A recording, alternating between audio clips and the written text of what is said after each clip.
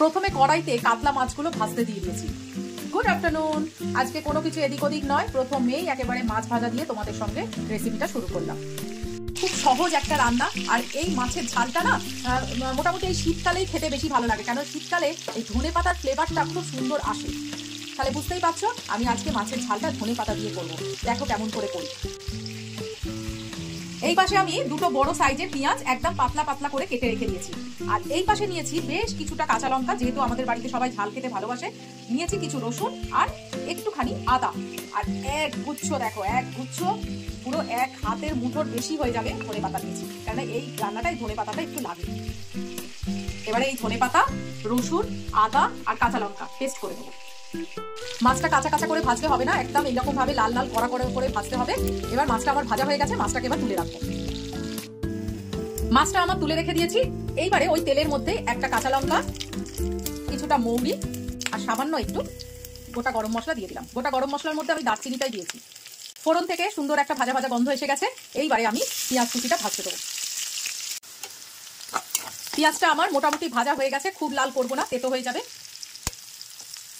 এইবারে এর মধ্যেই আমি দিয়ে দেবো সামান্য একটু চিনি, প্রয়োজন মতো নুন। ধনেপাতা দিয়ে হচ্ছে তাই সামান্য একটুখানি হলুদ দেবো।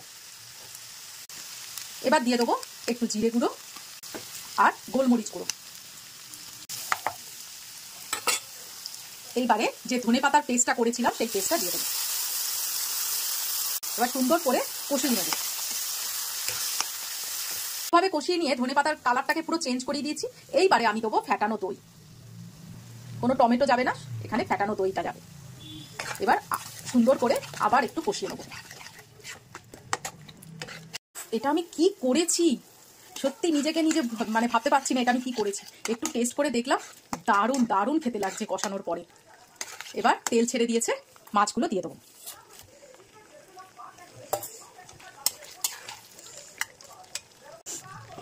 মাছগুলো দেওয়ার পরে সামান্য একটু কিন্তু গরম জল দেবো। এই রেসিপিটায় একটু গরম জল না দিলে কিন্তু রান্নাটা একদম ভালো লাগবে না। এইবারে আস্তে আস্তে লো ফ্লেমে হতে দেবো। দারুণ লাগছে কিন্তু।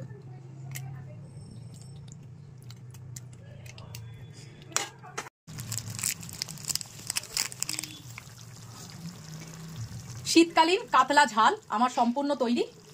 সামান্য একটুখানি গরম মশলা দেবো, বেশি দেবো না, কারণ ধনেপাতার ফ্লেভারটা আমার খুব ভালো লাগে, ওটাকে নষ্ট করবো না আমি। আর লাস্টে সামান্য একটু ঘি দিয়ে দেবো, খুব সামান্য, ব্যাস। এবার স্ট্যান্ডিং টাইম 5 মিনিট রেখে দেবো ঢাকা দিয়ে, তারপরে সার্ভ করবো। তো কেমন লাগলো অবশ্যই বলো। দুর্দান্ত খেতে হয়েছে। আমি একটু নুন মিষ্টি চেক করছিলাম, মিষ্টি তো দিইনি, অল্প একটু সামান্য ব্যালেন্সের জন্য দিয়েছিলাম, সেইটুকুনিতেই দারুণ খেতে হয়েছে। ঝালটাও দুর্দান্ত হয়েছে। তোমরা অবশ্যই করে খেও, আর করে কমেন্ট বক্সে অবশ্যই লিখো। টাটা।